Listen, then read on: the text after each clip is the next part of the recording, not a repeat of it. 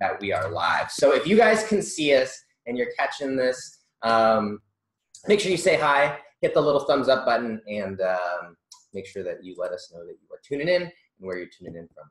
We are here today with, this is Norma Lafont, and she is someone who has such an incredible story, and more than even a better story is the mission that she's on. And it's really relevant because I just became a father in the last month. And Norma is on a mission to really empower the youth. And I heard her speak at the One Life conference recently, but she realized that in order to get to the next generation, which is One Life's mission, she realized that we're going to have to get to the parents, and that the parents have so much impact on our children. And I'm really excited to get into all of the cool things that you can do as a parent to improve just how your child and how your family thinks and acts and talks about money. And we're going to get into some cool tips and tricks. And she recently became an author on this topic. And I love the cover, and we're going to talk all about the book as well. So welcome to the One Life podcast, Norma. Thank you so much for giving your time today. Oh, I'm excited to be invited, and thanks for having me. And let's together in the world make a little difference. So I'm excited. Yeah, it's really cool that we, through this conversation, hopefully can impact something. And whether that is an individual, a community, a city, even it is the world, I think that what's cool is that everybody can make a difference today. And you have a really unique story, and I'd love to hear a little bit more about your story, because at the end of it, you now wrote a book called Money Monster. I always get the phrase, such a good phrase, but it's a tongue twister. Tell me the name of it's Money Monster. Or Money Monster or Money Master, ? Teach your kids the basics of money and have them love every minute. It's such a good, it's right there. And you hear the title of it, and that happened recently, and it's out on Amazon, and you are an author. And how did we get there though? And why did you feel, with you, and I believe your husband has come along this journey with you, why did you guys feel like this was something worth dedicating your life to? Why was this something that you feel compelled to now share on a daily basis? It's kind of become your life. Can you take us through the important steps and catch us up to how you got here? Sure. So first of all, I'll say I've co-authored the book with a dear friend of mine. His name is Lance Dynahan, and he's out of Vancouver, British Columbia. He is a fabulous entrepreneur and businessman, and a father of 6 in a blended family. Lance had a dream to teach young entrepreneurs, and so he started that process. He has an online course that does that, and he was really successful. So successful, in fact, that after the first bunch of students went through the program, they started to make a ton of money. What happened, though, was he forgot to teach them how to manage money. And so we created Money Monsters, or he created Money Monsters. I'd been with Lance in the development of the program, just because friends do that. And so together we decided to write a book in order to supplement that program and to stand alone, because not all parents are ready to hear that their kids can be or want to be or might want to be entrepreneurs. And money management is the key to everything in life. So that's how the book idea came about. And I'd love to give credit to my business partner, Lance, because he's just a plain old good human and out there. As far as why it was really important for me, my husband and I have been married for 35 years, and we started out like most people, not a lot going on in our lives, great parents, but no money. And our parents didn't teach us about money because they didn't know what or how to teach. What I'm finding is most people don't teach their kids consciously, and kids learn by what they see, what they observe, what they hear, and they pick up either good habits, bad habits, or they just tune out until they have to deal with it. At one point in my life, my mom was a single parent. We lived in a little apartment. I came home from school, I think I was about grade 3, so I was about 8 years old. And I was pretty excited because I thought I can cook a hot dog on my own. My mom's not here. I know how to do that. And so I did. There were 6 hot dogs in our fridge and a couple buns and a jar of mustard. That's kind of the level of poverty we were at. And so I boiled the 2 hot dogs. I was pretty excited, and I ate them. And I was so excited about boiling hot dogs that I ate them all. Sorry, didn't eat them all. I ate another one, which is like for a kid a lot. That's the point my mom came home. She wasn't excited like I thought she would be. She was pretty devastated. That her 8-year-old kid was playing with a gas stove was probably a big part of it. And the other part for her was there really wasn't a lot of food. And that's when I realized money was important. So for 2 days, I got a hot dog after school and she had a cup of tea for supper. That's kind of how things went. And I realized people don't know what they don't know. And so we need to share with them. And so we came from nothing. We're very happy and successful in our lives now. I don't have to work anymore. My husband of 35 years and we learned from people like Rich Dad, Poor Dad, and we applied what we learned, and we hung out with great people like One Life Community and grew. And so we just want to pay that forward, if that all makes sense.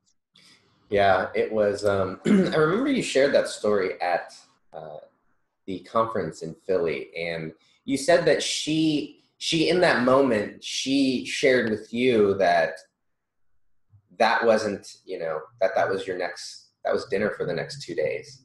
And, yeah. This part is like two kind of questions. That the first thing is like, as a child, I'm curious about what kind of effect that, there's 3 questions in there. What kind of effect that had, going throughout your upbringing? And then how did you, I'd imagine that would have a lasting effect. And how did you come out of that? And how did that impact the way that you saw parenting, or impact the way that you saw, the role of a provider? I'm just curious what that kind of impact that had on the rest of your life. And if you experienced it in a different way. No, that's great questions. And that leads to a lot of why I think we have challenges with money, is nobody really thinks about our past and our impacts. And so for me, because my parents were divorced and I spent time separately with them, and I heard and saw different things.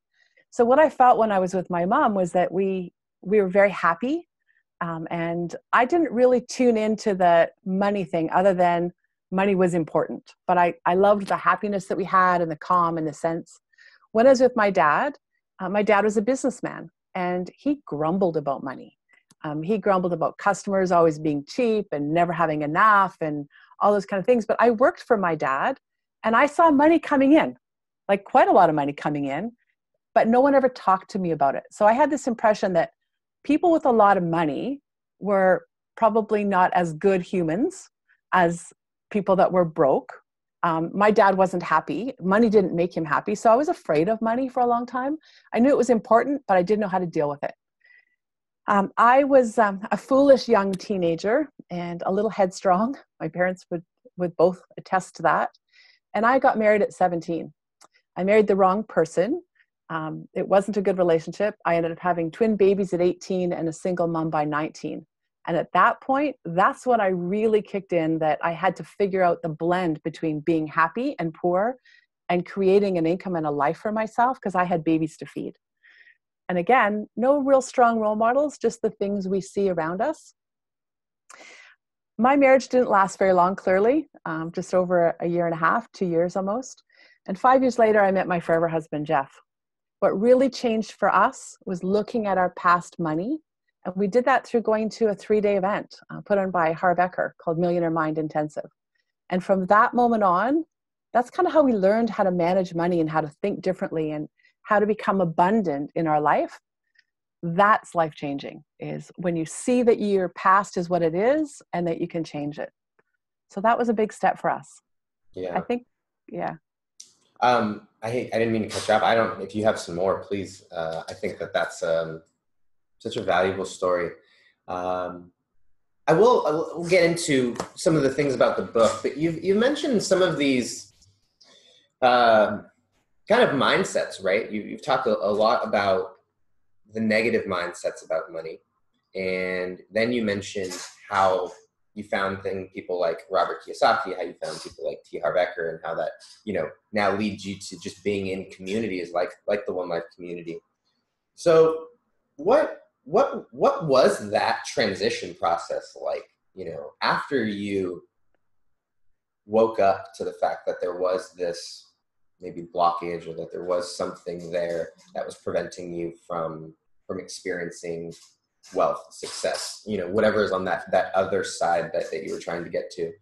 I'm curious how you broke those mindsets, broke those beliefs, broke those kind of habits, and got to that path that now led to you being financially independent, led to you having a wonderful marriage, led to you now being in a position to teach all these things. Like, how did you break those chains? I think the first key to anything, whether you want to break chains or make a change in life, is you have to acknowledge where you're at today and accept what's happened in the past and make a decision to go forward. You can't change what you can't acknowledge. And so that's a big part of it. As far as the steps we took, I learned a long time ago, if you're going to give, quote, a testimonial, you think of before, after, after. And so that's how I'll try to rephrase this. So before we were exposed to things like Robert Kiyosaki, Millionaire Mind Intensive, hanging out with like people, we thought our life was okay. We struggled. We struggled a lot. It's many times. I remember at one point, we weren't sure we had enough credit to pay our bills, and our credit was maxed out and there was no money in the bank. So before, we were highly stressed. When I heard about things like Robert Kiyosaki and going to the events, as soon as we learned it, I was excited. I was anticipated. I was revved up, ready to go. And I was terrified at the same time because it was new. And thinking differently is quite scary. You make the decision, if you want to change things in your life, you have to change things in your life. And so having a community of support around, my husband, Jeff, is a huge one. We lean towards each other. Having other people in our circle and talking about those things made a big difference. And then after you start that process of managing your money a little differently and viewing rich people differently, I always thought rich people were kind of cheap, entitled, not that great of human beings, all those things. And my dad's a great guy, but that's the message I got from hearing from him. But the more I was around people that had that, I realized the opposite. They're smart, they're talented, they're giving. They're the ones that help build hospitals and cancer centers and donate to kids programs and all of that. And I wanted to be that kind of person. So it's a shift in how I thought about others. And you just have to make the conscious decision to it. We did a bunch of crazy camps as well that helped physically push us. That helps a lot too. And the biggest thing is acknowledging you can't change what you don't know. And as soon as you know you don't know, you start looking for change. Beautiful. I think that's, and so when you say physically, like you think, were they like financially related physical camps, or was it just that you were just pushing and testing yourselves in other areas of your life that allowed you to break out of that old mindset that you were in? It was both. So as far as the financial side of it, we learned that you need to start thinking differently about money and allocating money to different things. And so one of the things that you allocate money to is donation and giving. And trust me, when you have no money, that's counterintuitive. I don't have much, but I'm going to give some of it away was a very hard thing to comfortably do. But when you start doing that, you realize that when you give away, and if you don't have money, you can give away time, start to realize that you get back. And what you get back is the feeling of power and goodness and gratefulness in your life that you have that ability. So that side of the money. And the physical camps were really interesting. I have a story about one of the camps that I go back to in my life all the time. We were on a camp where as a team, we had to climb a mountain, but we didn't know how big the mountain was. We couldn't really see where our path was going to go. And they told us that we had to go up, some of us had to go up blindfolded and some could lead. So I chose to be blindfolded, and I was much heavier then and definitely out of shape. And so I was really conscious about the persons leading me up that could see. And so I would listen to their breathing. And I would say every once in a while, it's okay if you guys want to stop soon. But I was focused on other people instead of myself. We made it to the top of the mountain. We got up there and we were able to take our blindfolds off. And I realized I take myself out of the game all the time by looking at the end result instead of just going along the path, not looking how far I have to go. I climbed a mountain I thought I'd never climb in a million years. And I go back to that when I think I can't do anything with it. I can't manage the money I have, or I can't buy a property I want, or I can't help someone, or I can't publish a book. I think just look as far as you can see and worry about it when you get to the next step. And every time you take a step closer to where you want to go, you'll see a different path or a different way. Huge changing for me. I think about that mountain a lot. Wow. And it's cool that you're able to translate this stuff, because what you do, and let's kind of get into what your mission and purpose is now, is you now find a creative way to help kids learn about money. So much so that the creativity comes into the fact that you don't even directly target the kids, you go the creative way and target the parents. So it's a really, I think it's a really, I don't know, you hit it, right? Because you really understood a lot of things. So I'm curious, like what and why specifically kids? Like, there's a lot of, and maybe the answer is there's a lot of education directed towards adults for financial education. But why kids, and how did the Money Monster come about? Tell us about a little bit about. I even want to hear the cover of the book. If you guys haven't seen it, you have one around, right? If you could share the cover, it is such a good cover, and maybe it's because it's I have to put it up on the gallery. Can you share it on the screen there? Yeah, you bet. It is, maybe it's because it looks like Mike Wazowski from Monsters, Inc., who is one of my all-time favorite characters. But it's just a great cover that really gets to the point of what you're trying to do. So tell us a little about the book. Tell us about how you mentioned your partner had seen some success. How did that go from an online program and helping people make money to now let's write a kind of a kid's book for money, but we're going to write it to the parents? So like, walk me through that, because there's so much in there that I'm just curious what the story was that led to that. Well, there's going to be a little bit of a twist to my answer. Two things. One is, if we want to change things in the future, it's really hard to change people's minds that already have a money mindset, that already have blockages, that think, money is evil, or I can't do it, or that sort of thing. But parents will work their butts off for their kids. They will do anything to help their kids. I was the same way. So I have a confession to make, and it's part of why I'm so passionate. I was a young mom, twins at 19, and single parent by 5, or single parent by 19, and remarried at 5.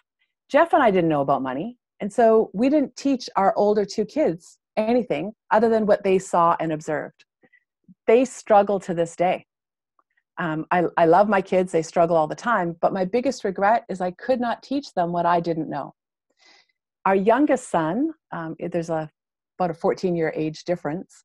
He grew up with us through that whole process, through the T. Harv stuff, the Robert Kiyosaki stuff, and he follows his path in life and loves it. He's got a couple investment properties, but he's a wild, crazy hippie child. He's got wild, crazy hair. His thing is he goes out and performs with fire, and he lives his life as most people would love to, without fear about money. He's just got a different mindset. So we know we need to attach the next generation's success to the next generation. And as parents, we might not do it for us, but we'll do it for our kids. So that's why the book is targeted towards that generation, is you can't teach what you don't know. The second is, the book is actually written for both. But there's 100 success books out there on money. And people, adults, rarely will buy a book to change themselves, but they will do it for their children. So we've had testimonials. The book's been out and we're getting great feedback. We ran a money camp, and we can talk about that later. But one of the moms came to money camp after 2 days. We'd given her the book on the first day and said, this is what we're teaching your child. You might want to glance through this because they're going to start to have questions. Let us know what you think. She came after 2 days and said, oh my God, I'm partway through the book. I love what you're doing. By day 4, she came in and she said, can I hug you? It's like, of course you can hug me. I'll take a hug anytime. And she started to hug me and she started to cry. And she said, I see myself in this book. I knew the things that I had learned the things that you're trying to teach, and I lost my way. And by reading your book, I can see I can find my way back to success. I don't have to struggle. We might even lose our house, but now I have hope. And so the book is written for parents to teach their kids, but secretly it's to help the parents change their path too.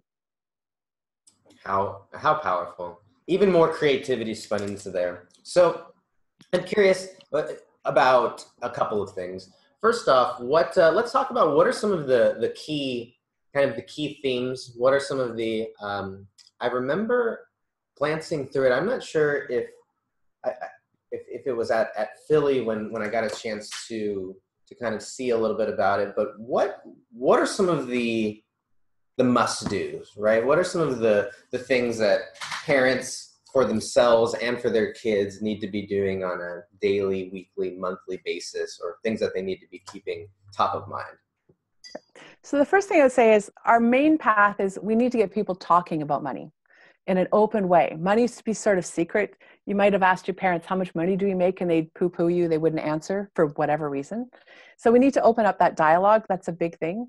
And how we advocate that we do that with parents is kids can't manage what they don't have. You can teach someone to swim, but until they get in the water, you don't know if it's going to work. You can teach somebody to play hockey, but until they get on the ice, they don't understand the real dynamics of ice is slippery and how the game works. So we tell parents they need to give their kids an allowance. Simple as that. And not tied to chores. So when I grew up, it was like you get an allowance if you clean your room and feed the dog. Sometimes I cleaned my room, sometimes I fed the dog. I usually got allowance anyway. And when I didn't and they said I can't have it, then there was a big fight at home. So my mom has become my boss. Who loves their boss every day? Not usually. So money became something we fought about rather than something we talked about. So we advocate giving kids an allowance, but doing it for money management only and putting some rules around that money.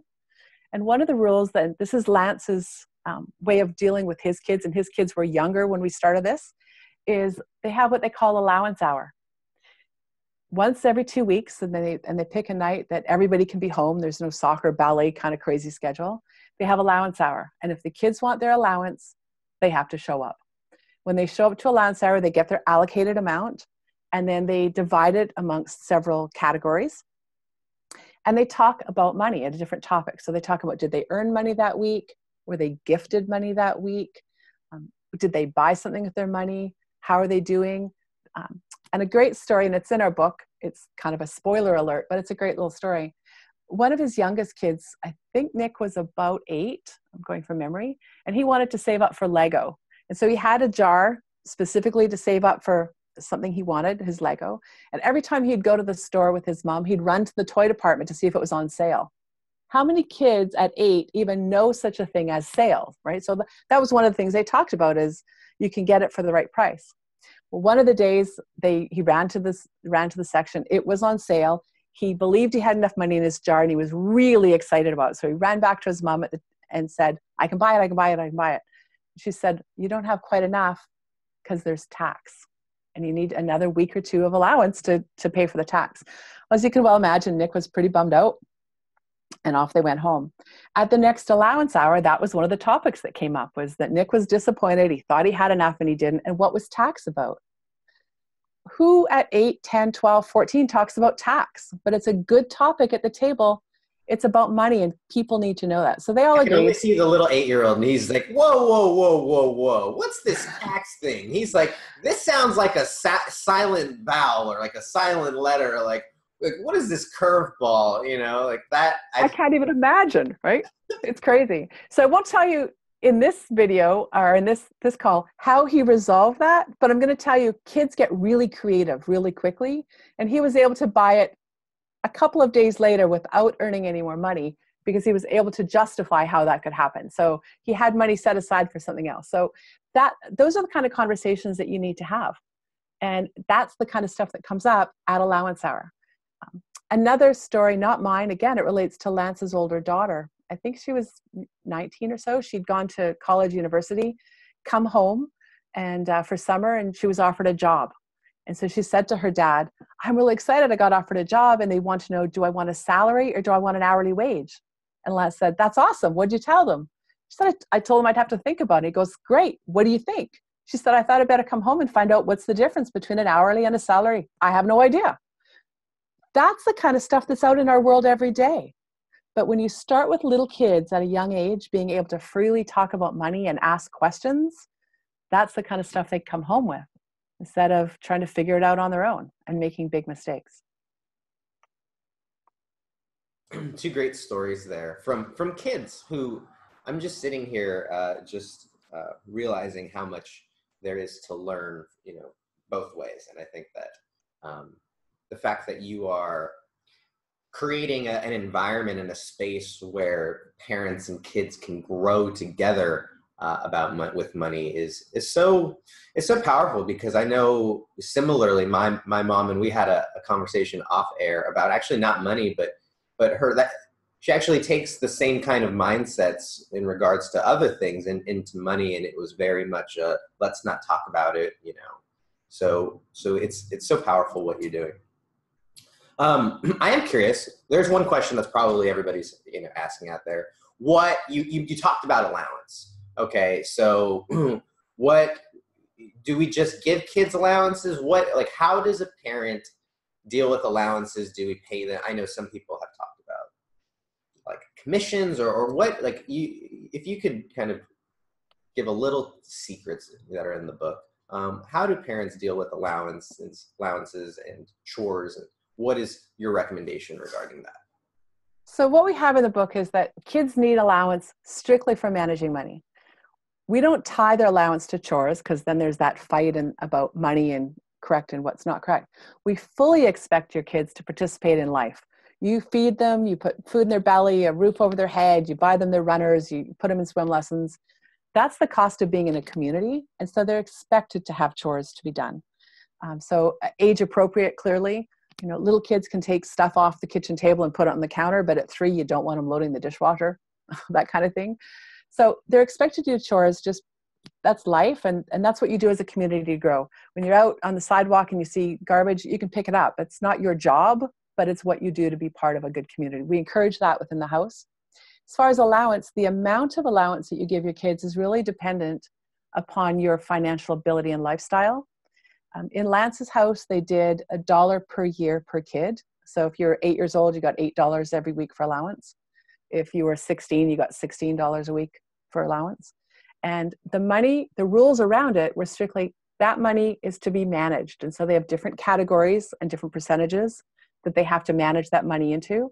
And once the money is placed in a category, it stays in that category. So I'll go back to Nick's story about his Lego as an example. So he had enough money in his Save Forever jar, it was called, so you could save up forever you wanted, whether it was the Lego or a new car, when he found out about the tax, and there wasn't enough money in there. At their allowance hour, they talked about that and they moved on. And then they talked about, they have a play jar, because play is as important as savings and work. And so the play jar is for anything you want to do that makes you happy. So if you want to go out and buy worms and release them into the earth to live a long and dirty life and it makes you happy, you can do that. If you want to give that money away, you can do that. If you want to buy bubble gum and blow huge bubbles, you can do that. And so Nick was listening to the conversation around the table about the play jar. And he said, wait. If I could do anything with my play jar money that makes me happy, I want to pay tax. And that's how he ended up getting his Lego. So never have we heard somebody be really excited and happy to pay taxes, but that's what it does. And so those kind of conversations are part of the allowance hour. You just talk about different things, and kids are very creative. Yeah, I think when you give them that runway at a young age, like you said, kids are creative and they're learners, and so this has been super valuable. Guys, if you guys have questions, make sure that you guys post them on the video. And Norma's I don't want to speak for her and say she's super active. She might say she's very active, but I know she is pretty active on social media. And so we'll be able to answer any questions or kind of start a dialogue in the One Life community, because I'm sure that a lot of people are going to watch this replay and they're going to realize, I know for me, there's lots of rooms for opportunity. So how early, I guess one of the questions that would maybe come up even for me is like, how early is too soon, or how early should someone start working with their kids with money? So our answer to that is when kids start asking for money, that's the time. And typically that's around 3 or 4. You're out at the grocery store and they want you to buy something for them. That's the time that you can start. And you have to keep it a little simpler for that age group. But you start to talk to them about money. And it's really important the messages that you give. So instead of saying, we can't afford that, or you can't afford that, you would say things like, Well, let's think about how you can afford that. What can you do to get it versus you can't? It's a slight shift in words, but it's a really important shift in words. We talk to the kids about many areas that they need to think about. And even though they're young, we ask them to start putting a little bit of money away in their give jar or their donate jar, because there's opportunities in life where they want to give. And when they start to give up their own money or their own time, it builds up their confidence and their self-esteem. We also tell kids and parents they need to set aside money for what we call their wealth jar. And so even at 3, if you're giving them $3 a week and they put that money away, they might not understand what a wealth jar is yet. But as they get a little bit older and they want something, a wealth jar can be used for anything that's going to make them more money. So it can be used to put into a savings account that's hopefully decent interest, not really out there in the economy at this time. They can use that money to start a lemonade stand. They can buy toys and sell them at a higher price. It's the beginning of entrepreneurship and wealth, is that every time you have money, a little bit of it has to go to the side to grow. Money needs a job, and that job is not to be spent, it's to grow. And so start them at 3 or 4. As soon as they start to ask for money, that's the time. And you can keep it simple, but that's the way to do it. This is so great. Money needs a job, and this is valuable. I'm taking all this in, guys. And if you have questions, make sure you throw them down there. Norma, this has been such a valuable conversation, not only for for new parents, but I guess my question, before we get out of here, is it ever too late? You know, I'm playing a devil's advocate. I'm wondering about that parent who goes, yeah, well, Norma, my kid's, he's 15, he's 18. I have a younger brother. He's 21. You know, is it ever too late? And have you seen? I don't even know if I might want to ask this question, because maybe the answer is no. Have you seen transformations of people later than what you would expect, or later than kind of being in that adolescent stage? I have personally. I was one of them personally, right? I was in my mid-20s before I figured out basically the money, how to manage money, and it's a system. So it's never too late. The older it is with your kids, the more difficult it is. And so on that topic, one of the things we learned was you can teach your kids, you can attempt to teach your kids anything you want, but it depends on your personality and theirs, their age and the timing, on how successful you're going to be. So the earlier you start, the easier it is. We teach them to walk, talk, brush their teeth, be polite. That's because we teach them from a young age. If your child has never learned to hold a door open for someone or be polite in general, and you try to tell them that at 15 or 16, they're likely to fly you the flag, right? I mean, you're telling them what to do. You'd said earlier, Hector, that you were a bit rebellious as a teen, and I know I was. So sooner is better than later.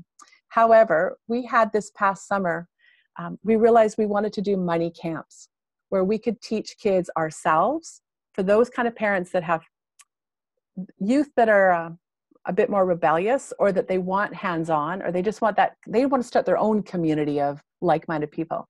So last summer, Lance and I held a camp in Vancouver. It was called the Money Master Yet Camp. And we combined money management along with entrepreneurship.